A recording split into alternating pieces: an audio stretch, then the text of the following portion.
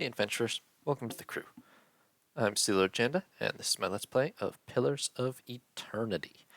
In the last episode, we began exploring the catacombs in Copper Lane, and we're now headed down into the Temple of Woedica that we unexpectedly discovered, which I believe is where the main quest continues.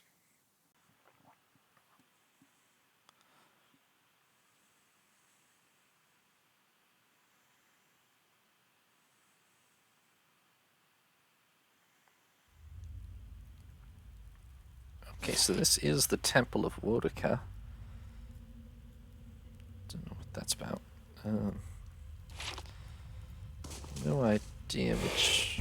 What? Oh, hello. Well, this is definitely the guy who was, In front of you looms the ghostly, hollow image of the man who was present at your awakening. He casts a pale, sickly light in the dank corridor as he regards you. You are from Catacombs, my boy.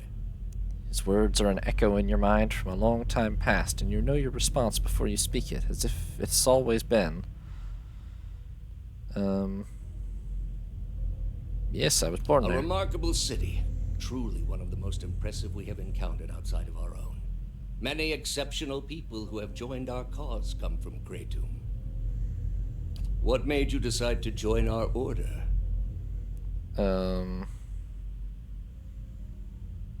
Well, I'm trying to get cult, I think, in this vision, so, I went through dark times. Nothing made sense. That all changed when your order came to my home. Little makes sense in the false contexts much of the world has lived under for so long.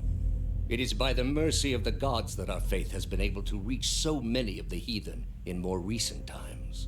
Are you ready to take the oath? To spread the word of the gods to the lost and heathen? I am. Interesting. Jesus, Knoxville. It's because of my theme, my name with being Sea Lord. We went with Old Valian Ocean Folk, artist, and that guy feels the most artistic. And Old Valian, I mean, there's only a limited number of portraits, so. Afmac. The mercenary eyes you wearily as you approach, his weapon readied. What are you doing here? You don't look like one of that masked lot. Well, I have enough intellect to just get through here. I don't think asking what's going on here is safe.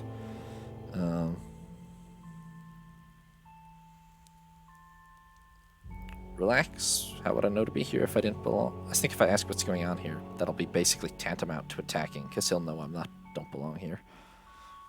So we'll use the intellect thing. He thinks carefully, then nods. Alright then. Go on in and report to the Acolyte, and she'll give you your assignment. You should be just about finished with their meeting in the big chamber. You know anything about this place? He shakes his head. As far as I can tell, we're underneath first fires. Probably under that ruined temple. See, I feel like if I ask this question, then it'll be a bit of a giveaway that I don't know what's going on here, so... Alright. Thanks for letting me by, buddy. We're gonna stand out like a sore thumb in here, aren't we? No, maybe not. I guess there's other mercenaries and things around. That helps.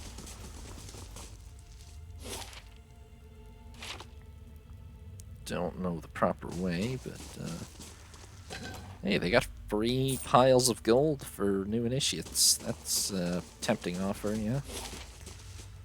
I don't have a quest marker, except... Actually, yeah, no. So...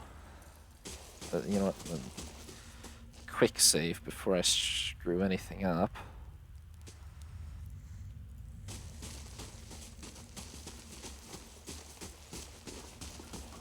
This looks like... this actually looks... I was going to say this looks like a ritual room, but on second glance I think it's more like a lunchroom. Primal rock. A chiseled portion of rock, slate gray, pocked with gleaming minerals. When set on the ground, it floats a small distance above the earth. Fascinating. Binding copper. Tight coils of gleaming copper, typically found in conjunction with adra, where they effect peculiar changes.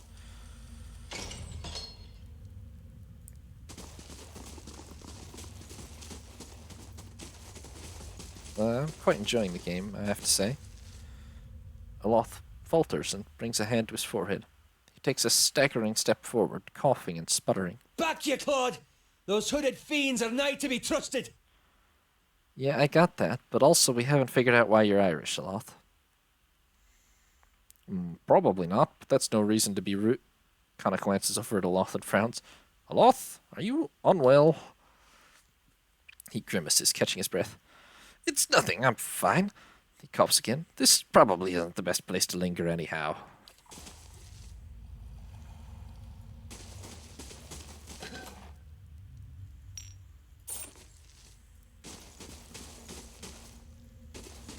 Is this... Oh. Oh boy, a ritual.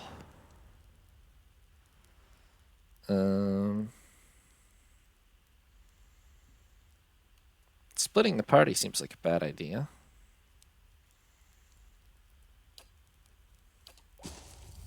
What? Oh. Why did that cause a flat out, like a loading screen? All I wanted really was to see what's over here before I go into there, because it seems like that's the quest place to go. And I still am going to go over here and find out what I can see, but...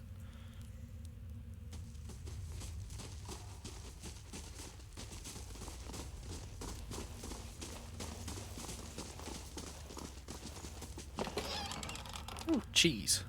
Grain. Oil.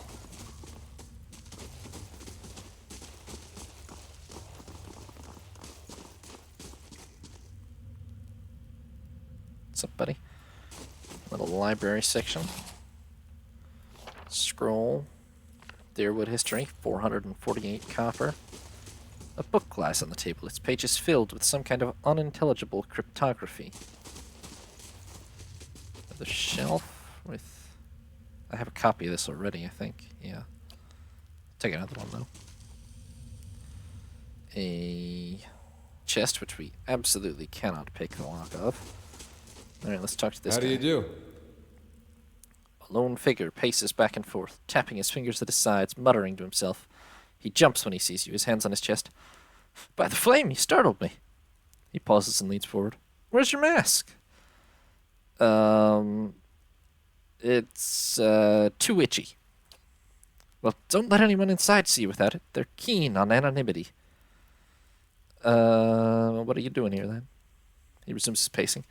I've been practicing the passphrases. I know them backwards and forwards, but I get so nervous every time I think about repeating them to the acolyte. He wrings his hands. Well, you could practice the passphrases on me if you like, buddy. Okay. He ushers in a deep breath with fluttering hands.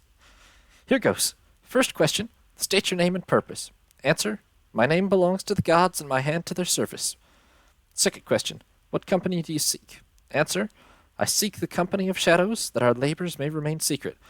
Boy, this initiate is not good at what you would call, well, security. He's falling for an in-person phishing scheme right now. Third question. Tell me of your labors. Answer.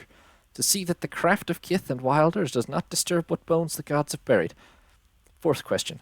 How do we know your purpose? Answer. You shall know it by the confession of my tongue, the deeds of my hand, and the oath of my soul. I'd better not have to actually memorize these. Well.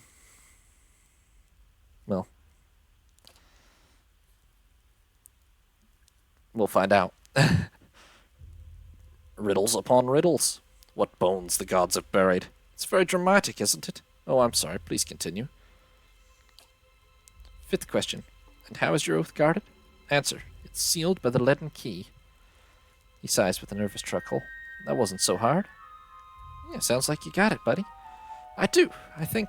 He bites his lip. I'm just going to practice a few more times by myself before my meeting. You need something else? I'll be ready for the initiates meeting soon, honest. How about the meeting? Well, this must be your first time. The Acolyte communicates with each of us individually to hear of our progress on old tasks and to assign us new ones. He shivers with a mixture of pleasure and dread. It's a unique process. She's a cipher, so she can speak to you without words. Fascinating until you realize she can probably read your thoughts just as easily. What do you know about the tasks? He laughs nervously. Only what I absolutely need to. We protect the secrets of the gods, so discretion is essential. He waves a hand between the two of you. We receive our instructions from the Acolyte, just as she receives hers from someone else, and so on, right up to the Grand Master. Our role is to obey, knowing as little about the overall plan and each other as possible. How are you so confident? He snorts. That's easy. The Leaden Key's been around for ages by the blessing of the gods. You only have to look around to see the perils of trying to usurp divine power. Killing a god in the Saints' War has cursed us all, and the heresy of animancy has only worsened matters. Try to replace a soul, and you inevitably end up with a monster. It's all been a warning. There are some powers we just shouldn't have. I see. We've been entrusted with important work. It's an honor, but not without its challenges. I understand, buddy. Say, you wouldn't mind if I borrow your hood, would you? Of course not. He clutches at the edges, as if you threaten to rip it off of him. The Acolyte will kill me for sure if I approach her without it. Actually, you know what? Forget about it. Because I almost forgot, but we looted a hood from... Not that hood, but there's a hood. Oh, shoot. Did we do it in this playthrough?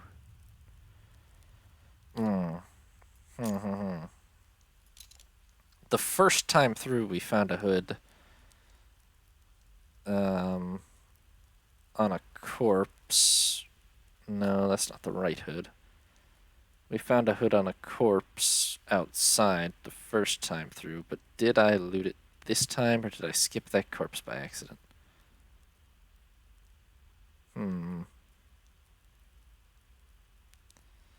Might be that I skipped that corpse by accident, which is a very big problem if so. Although, honestly, I wonder if I could just run out and get the hood and then come back. Would anybody stop me? I'm gonna try it.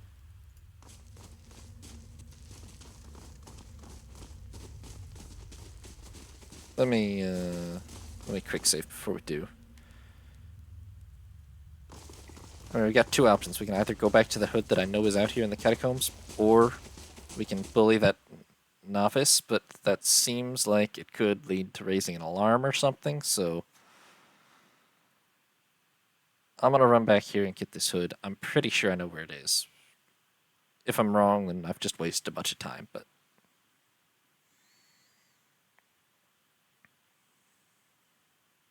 I picked it up the first time that I went through the catacomb area, and then must not have the second time after I had to reload. Okay, I'm pretty sure it was down here in the spider's room. Like, maybe this corpse was wearing it, even. Not the spider's room, the sporeling's room.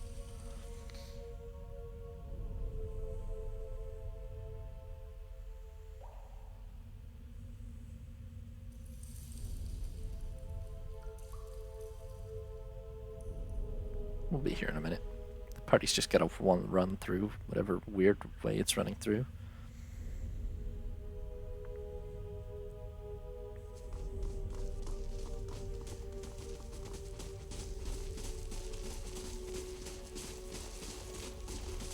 Was it this corpse, or was it... No, it wasn't that. Was it this corpse? It was this corpse. Yep, one hood. Dang. Alright. Back down we go. Hopefully that's not a problem.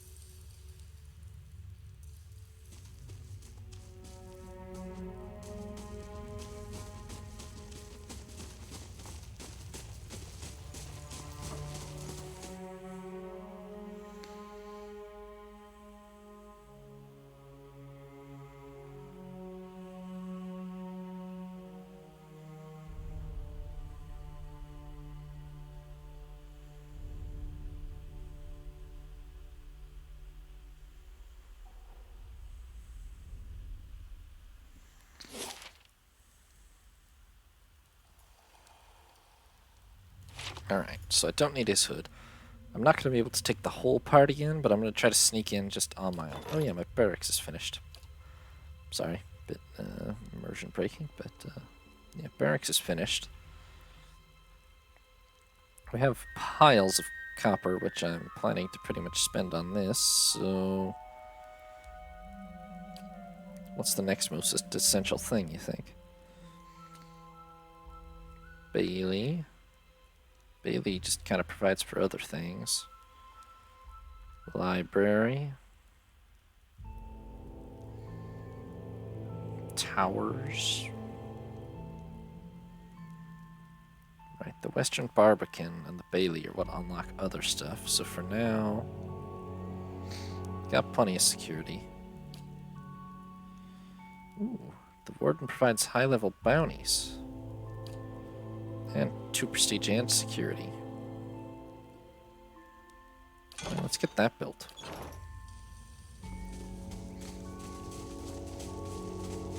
Bounties sound fun. Although we're not high level, we're level 5, but... You know. Okay, I've completely and 100% forgotten all those passphrases. Hopefully my character remembers them. Yes, I will don the hood and mask. Wait, hold on. Only because I'm quick saving. Now, I don the hood and mask and continue into the chamber. Oops. Okay. Now we're just being weird. That was a mispushed button. Don the hood and mask, and I continue into the chamber alone, because I'm pretty sure if I bring the party, that will... What happens if I just blow our cover? Surely that would be like... I mean, I feel like this cult is like... I don't feel like I'm supposed to fight this cult right now, you know? You open the door and stride into the chamber. Maybe I technically could. There's a lot of freedom, but like... I don't know. Although also this woman's going to read my mind, so... Might have to fight them, actually. I don't know. Several shrouded figures are lined up across from a hooded woman. The figure at the head of the line approaches her, and the woman places her outstretched hand on the stranger's forehead. They stand in silent communion as you look on. A few moments later, the stranger steps aside and resumes his place in the circle around the statue. The woman turns toward you. You are late, attendant. Even though her face is concealed, you sense her rage in her dangerously low voice, and in the sudden silence of the others in the chamber. I've been waiting on your reports. Quickly now, state your name and purpose. The woman beckons you closer with curling fingers. She rests her open hand on your forehead, and you feel the heat from her palm through the thick material of your hood. Her voice is so low and soft that you're not certain whether she's speaking aloud or in your head. My name belongs to the god and my hand to their service. What company do you seek? Okay, good. My character remembers these things. Her voice chimes again, rich and resonant. My god, what if I just propositioned the woman? That would instantly start a fight. Okay, I seek the company of shadows, that our labors may remain secret. Tell me of your labors. To see that the craft of Kith and Wilder does not disturb what bones the gods have buried. How do we know your purpose? You shall know it by the confession of my tongue, the deeds of my hand, and the oath on my soul. And how is your oath guarded? It is sealed by the Welcome, leaden key. attendant. Tell me of your exploits. Her voice reaches you as a whisper, slithering first into one ear and then in the other. In your mind, you see a building, magnificent with trellises and tiles, and located on a pristine boulevard. The wealthy and learned stroll in and out, trading knowledge and coin. Does he wait still? Yet it also houses misery and madness. Somewhere within its rotten core sits a man, his hair matted, but his eyes alert. He watches and waits, a prisoner, by choice. The acolyte's question echoes in your mind. Yes, I believe he does. Did they arrive? The acolyte's vision takes you out of Defiance Bay into a town in the wilderness with a watermill. A signpost on one of the paths reads, Deerford. Several figures huddled together, shrouded in cloaks and hoods. An image of ruins suddenly looms in your mind. 2 skeletal effigies flank a cleft in the mountainside. It kind of seems uncertain then. Your information shall be relayed. Now, for your next task. The ruins fade from your mind, and in their place is a palimpsest of a neighborhood. Run-down estates are cobbled around a cemetery and an ancient tower. Savage shapes prowl the streets, and in the tower, a man hunches over a strange mechanism. You can't see him clearly, but there's something unnatural about him. Bear with me 1 second. Oh, palimpsest is a neighbor it's been reused or altered, but bears traces of its earlier form, so I see. It's an ancient something that's now a modern estate, I think. Stop him. And above all, don't let him meet her. The acolyte shows you a door in the base of the tower, a seemingly impenetrable slab of stone and copper. But then she shows you the invisible split between the perfectly matched halves, and you understand how the copper veins convert a command into action. The command comes to your mind, a surprising familiarity about it. You know how to open the door.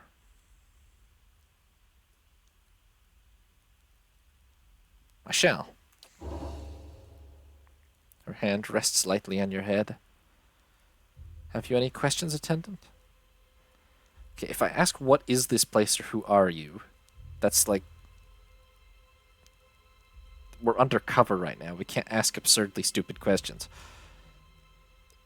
Nope, bye.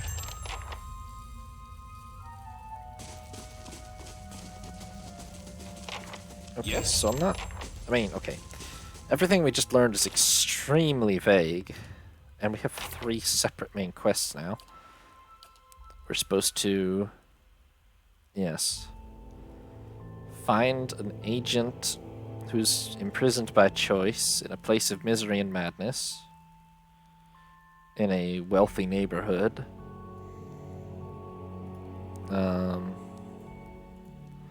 We're supposed to find an ancient tower where there's a man working on a machine and a woman with a scar, and we're supposed to not let them meet each other. But I think since they told me to not let them meet each other, that I should probably facilitate them meeting each other. And then some ruins outside of Deerford Village somewhere. Okay. So obviously I got a bunch of instructions from them on what to do. I would presume that the thing for me to do is actually to do exactly the opposite of those instructions and foil all of the plans that I was just told to carry out. Taxes collected, all earnings were lost to bandits. My god, law and order is not okay, apparently. Oh, but I have all of these men. My security is 9, you know. It's not that bad. I could hire people now, though, now that I have a barracks. You know, sure, why not? I don't know if they'll pay for themselves or not, but they don't seem that expensive per se. So let's get ourselves a knight and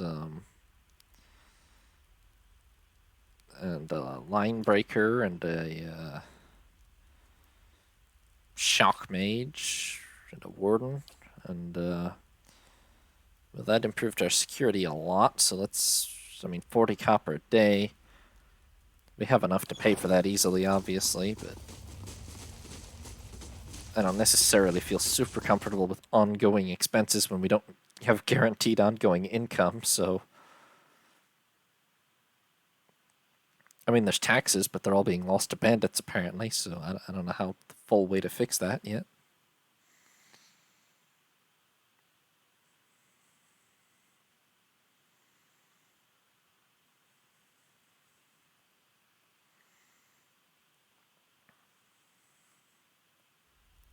Oh, the steward has received a letter for me. Oh, that's the I believe, yeah. That's the quest that triggers the expansion.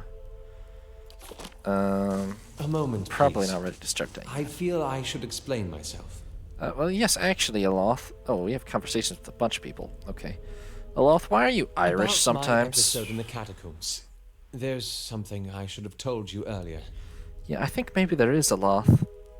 Probably that bit how you suddenly changed from,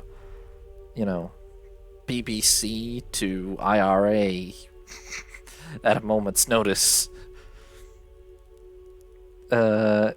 Yeah, so what are we telling me? He clasps his hands together, slowly massaging a knuckle with his thumb. I meant no harm. I thought I could keep it to myself. That when we resolved the matter of your soul, we would also address my problem. I also have an awakened soul.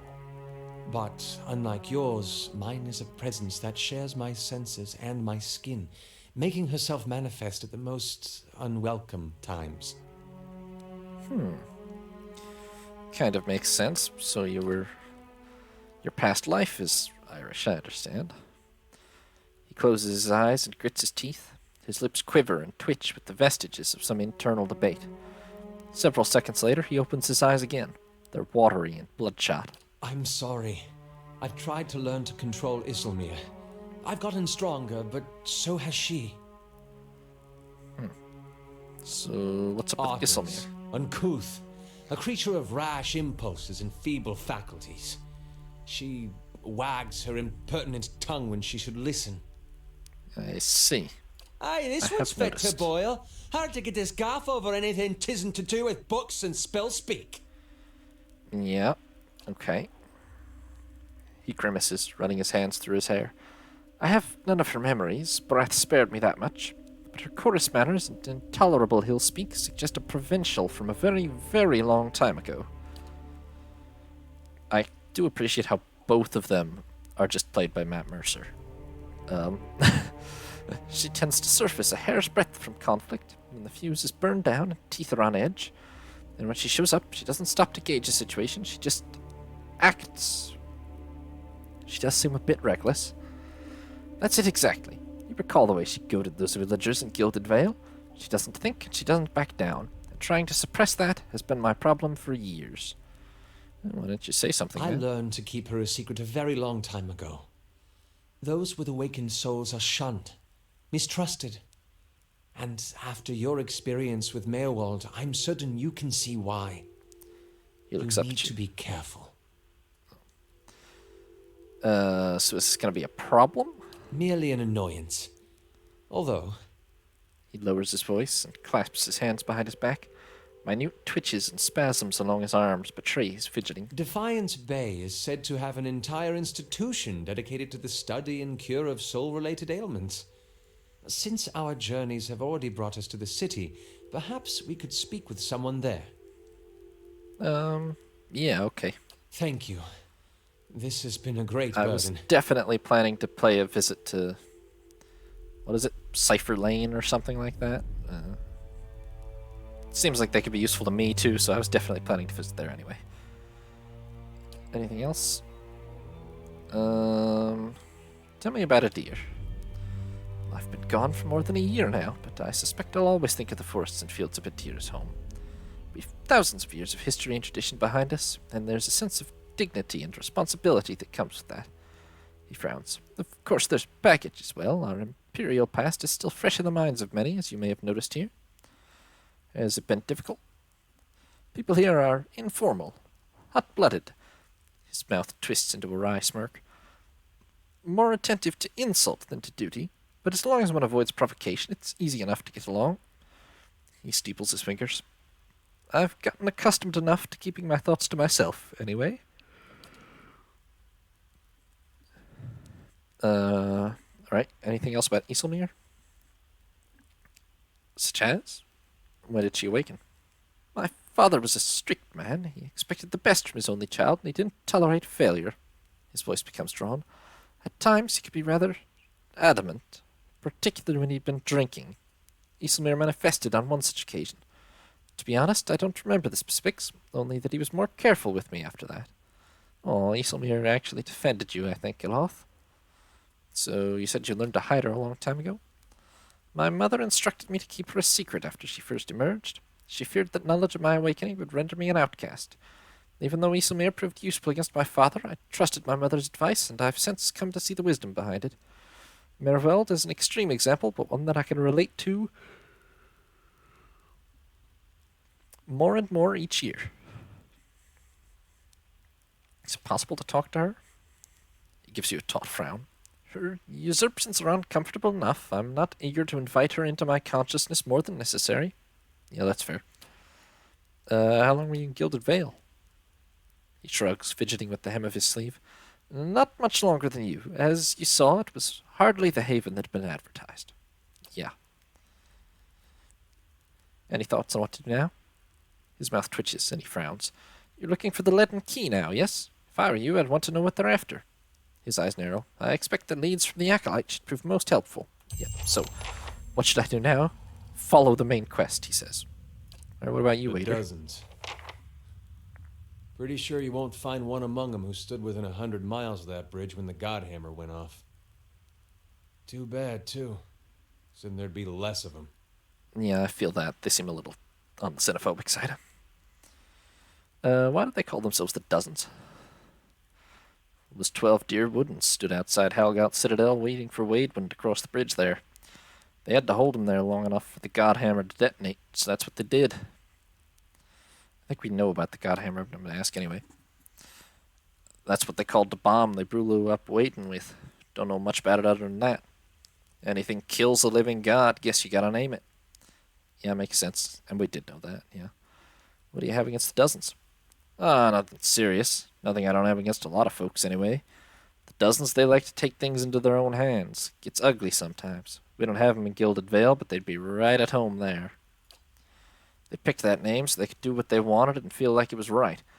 Got nothing to do with honor or sacrifice. They like to invoke Magron, too, when they especially want to feel right. Somehow, I don't think she'd be too impressed with that lot.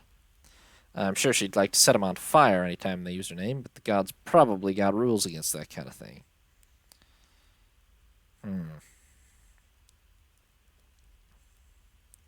Yeah, people hide behind symbols so they can't be questioned. The Duke's a reasonable man. Maybe while we're in Defiance Bay we can get him to force people to call themselves what they are. Don't imagine they'd have as many members if they called themselves the loudmouth sheep fuckers.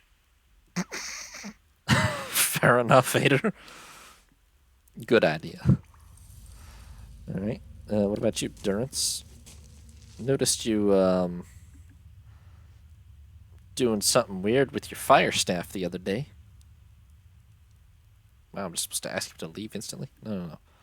I have questions. If doubts and curiosity plague you, you're skidding your knuckles on the wrong door.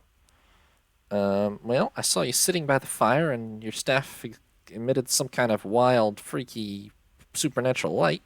Tell me what you saw. Oh, flashed like an explosion, rushing of air, incredibly bright. It is the light of the Godhammer you saw. Durance takes in each word. He's strangely silent for a moment, and when he speaks, his voice is low. The light of the Godhammer? It was a weapon of Deerwood's people, a symbol of their independence. It saved the Deerwood. Sure. Why is it in your staff? It brought the Saints' war to an end, knocked a god from his perch. There are few that would deny Eothas overstepped. The Godhammer reminded Eothas of it. Okay, yeah, fair enough. Why is it in your You saw staff? its light because I helped shape it, give it life, and release it into the world. Once seen, its glory is almost too bright to be believed, and too bright to be forgotten. Oh, you built it, huh, Durance? And then you turned into a crazed monk and started wandering the world? Like some sort of Oppenheimer-Rasputin crossover? There were 12 of us. We fashioned the weapon, drafted plans for it, prayed for guidance at Ashfall, and it came to me there. Each of us were given a staff made from the forest of black trees around us, glowing with embers and fire far greater than this branch you see now.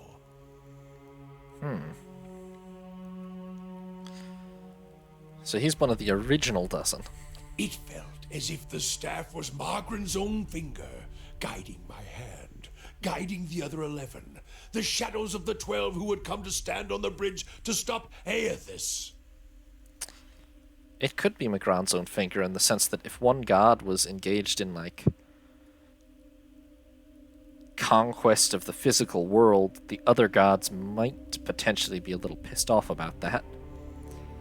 You know, especially if that's against some kind of non-interference rules. Yes, I saw a dozen bright circles emerging from your staff. Even in that stand, there was a ritual to it.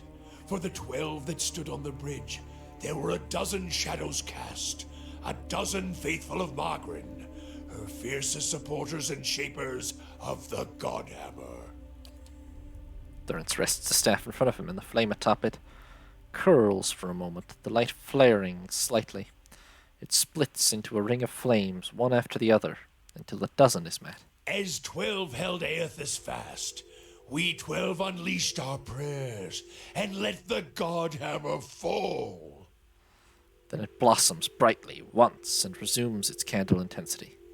In the aftermath, the shadows seem sharper in the vicinity, as if they have edges, and you blink to clear your vision. Durrance is still staring at the tiny candle-like flame intently. Is he implying that, like, there were a dozen who actually fought on a bridge, and then there's a dozen makers who were praying behind it? Maybe. Shadows cast by the fire of the Godhammer, perhaps. And we shared their fate as well in time. Now the spine of the Deerwood is marked by the Godhammer, marked by Margaret. Durrance frowns and moves his gaze from the staff. What do you mean you shared their fates? Not all deaths come with stilled breath and stilled heart, or other stilled passions beneath the waste.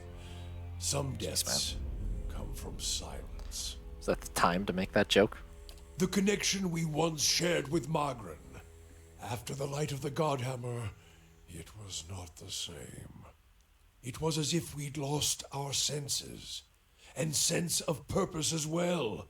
Instead of victory being welcomed, there was silence, within and without.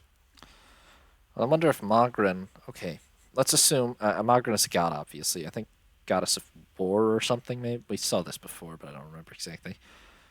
Let's assume she helped kill Aethys, or cripple Aethys, or whatever has happened. Blow up Aethys' physical avatar. Maybe she had regret about it afterwards, about, you know, killing a fellow god. Not many can claim to have killed a god. It is less a heroic tale than you would think. And such a death, it changed our faith. All faiths, I expect. Doubt followed, and the world changed. I do not believe Margren was pleased by what we had done. Well, also, it's possible that Margren, having taught them how to build a weapon that could kill the god, then decided it was best to clean up loose ends real quick, before they got any ideas about killing any other gods. The world is broken, the wheel stilled. There is sickness in the world's heart, perhaps the price of crossing a god. Yeah, clearly something's gone wrong. Crossing two gods. Even as Margren shaped our hands, perhaps we carried her will farther than was allowed. Just as Widewind did. Saint Widewind. Mortal arrogance to match mortal arrogance. Clearly there was some godly interference Yet this if war. the world had changed, then I sought to change with it. If I had forgotten some of Margren's teachings, I would find them again. I would make her see me again. So he's a cleric who's kind of lost his god, I guess. What'd you do? I remembered Margren's teachings. How reminders on the flesh were more important than the death of a vessel. And I wondered if killing Aethys, if that had simply set him free. Had it allowed him to escape his punishment and be taken on the wheel? Like a mortal? Oh, I didn't even consider that, but that's a concept. If Aethos died and is being reincarnated somewhere, I was gonna wildly suggest it could be us or something, but I think the war was only like 10 years ago or something, so that's not possible. But is there like a baby around who's Aethos somewhere or something? As I stepped from the now blessed Godhammer Bridge, I thought of Ashfall. I thought of the War of Black Trees, wondered if I needed to be burned to find myself again. That is Margaret at her heart. At least that is my hope. These are the doubts that befall me. Yeah.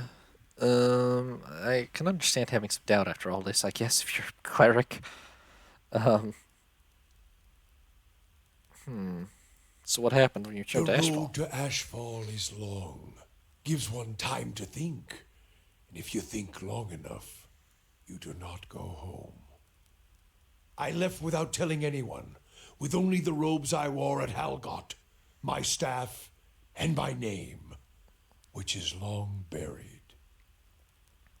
Not your real name, Of but my it's- fellow 11 craftsmen, disciples, I know not what happened to them, if they suffered the same doubt as I did.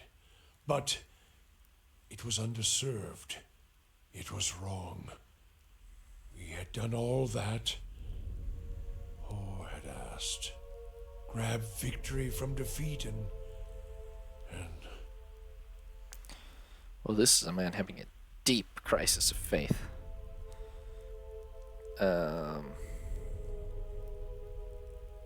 One or two? It's a bit of both, really. You feel as if your gods betrayed you? There is something about being used and cast aside. Perhaps Widewen himself felt it. There at the end, when the hammer struck. To be the proof that your god is hollow as the vessel it inhabits. Oof. I tried to find purpose, and avoided all contact with other Magranic priests. Did not seek the walls of Ashfall, and sought to make amends to my god through actions. I joined with the Purges for a time, and not long after came the first signs of the Hollowborn. So many crimes, trespasses, violations. The Salvation. Animancers were another sickness born of the Saints' War. A relapse of innovation, of desperation to heal what we had caused. All seemed worse than before the bridge, not better. And as years passed, the world became even worse still for the victory. You joined with Purges, Durance? That doesn't sound too great. Maybe she wasn't in favor of those, eh? Sweat collects in the sooty creases of his forehead and runs down his ruddy cheeks. It drips from the tip of his nose. His mouth moves, but his utterances make no sound. He is, for once, at a loss. Feeling your gaze, he quickly composes himself, wiping his forehead with the back of a dirty hand. Worship the whims of some fickle bitch, and you'll never be more than dirt beneath her feet. Worship what she worships, on the other hand. Take her fire for your own, and her esteem comes on its own. Of course, by that time, you no longer need it. Trial and transformation, sure as Durance taught. I'm not sure you're okay, Durance. Durance glares at you, and staring into his eyes gives you the feeling of peering over the edge of a great cliff. You think to put the coals to my feet, but what's burned once will never burn again. These talks are your trial, Watcher. You cannot deflect the truth to one who has already been purified by it. Okay. What happened on the bridge?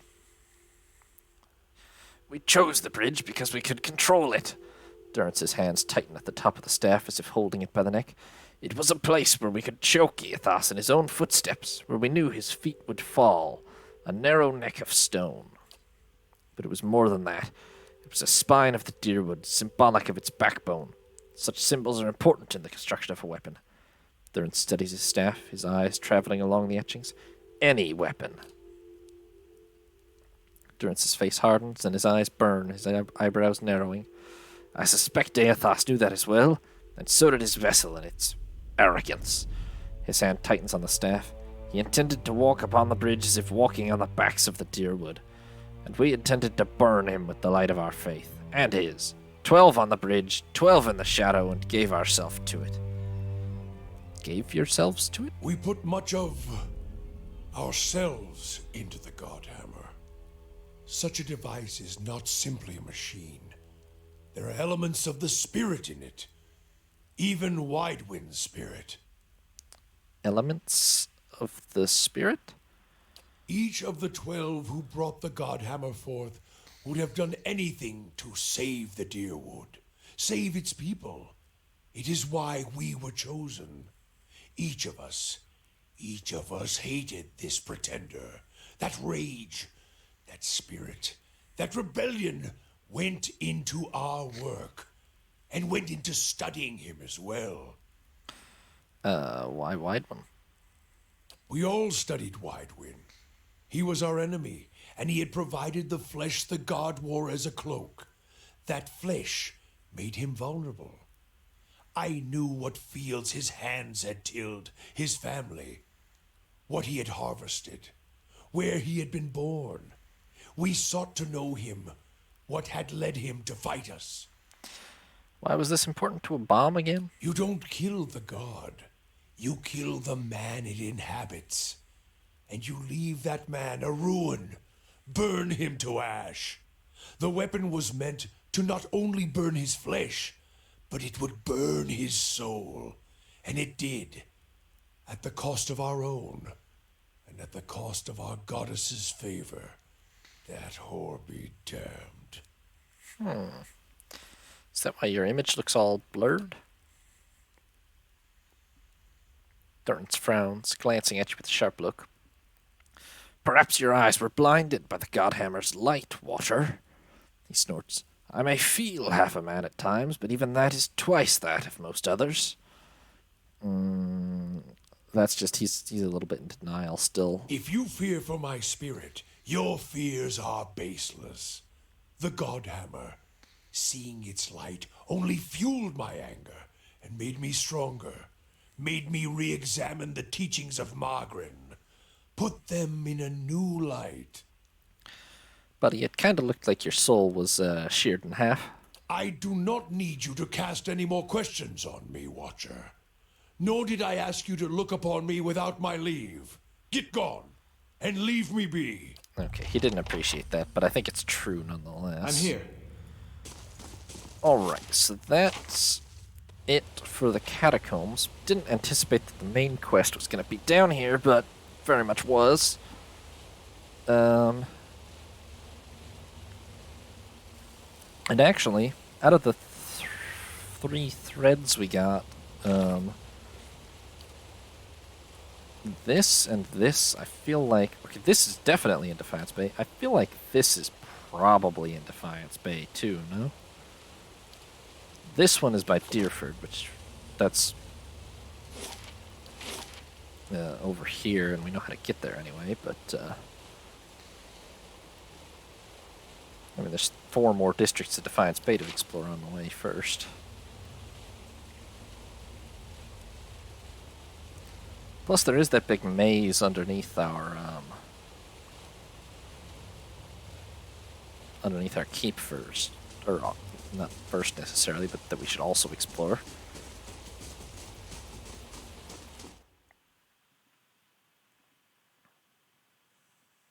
For now, we'll stick with Defiance Bay. I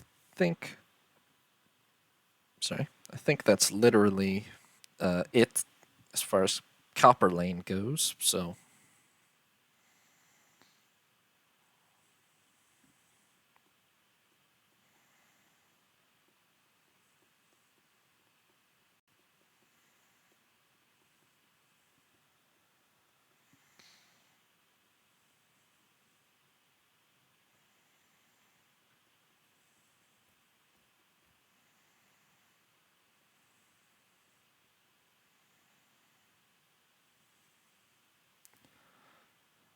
Loading does take a while sometimes. There we go. Oh, it's actually daylight now, isn't that special? Yes, that is. Have you ever chased a skirt wizard? Or do you merely hide behind them? Don't pawn your personal problems off on me. They will use you, cast you off when it suits them. Never speak another word to you. Maybe they just don't answer to fiery whore. Durance has got a lot of problems. Alright, so first fires, Brackenbury. World map. Yeah, so there's... I don't know. I can't see as I'm clear on what difference it makes, so... To Brackenbury first, I guess. 12 minutes, eh? I think we can probably bear the blow. Interesting, it's got the same loading screen though.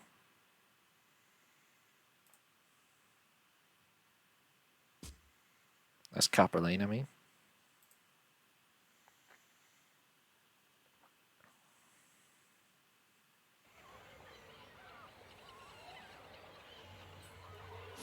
Sagani, does your fox bite? Yes, Can I pet him anyway? it's your hand. I'm gonna pet him. Damn it, Ader. I respect it. I'd probably try to pet the fox too, let's be honest. He's the tank, he can handle one fox bite, right?